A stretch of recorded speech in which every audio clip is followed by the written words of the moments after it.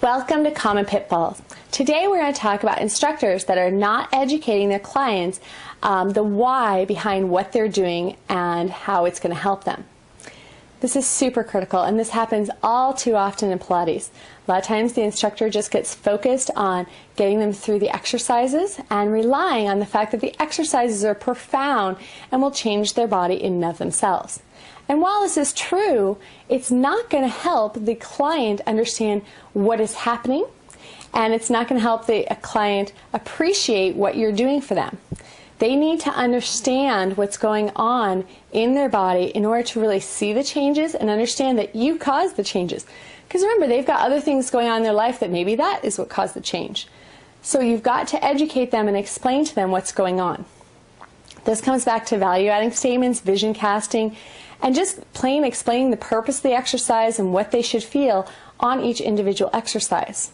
So when you're going through, you want to talk to the client about the exercise, what the purpose is, how they should feel it, what benefits they'll receive, because then the client's going to appreciate not only you and your teaching, but Pilates in general, and they're going to notice the differences in their body.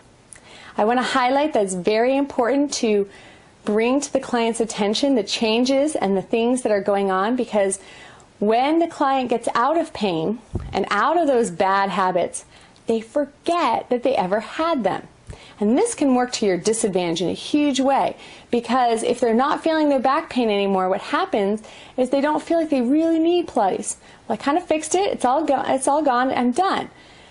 While they still may have underlying muscle imbalances that are not fully resolved, and if they're not fully resolved, they're going to come back if they don't keep working on it.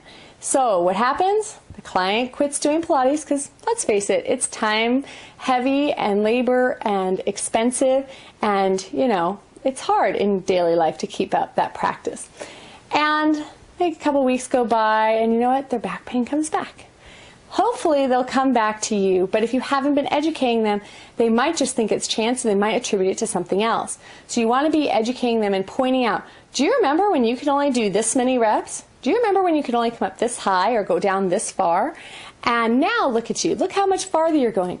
And bringing those up, random points when you're doing the exercises. You don't have to do on every exercise every time, but at least once or twice a lesson, if there's a lot of progress going on, bringing their attention to it is a very helpful thing.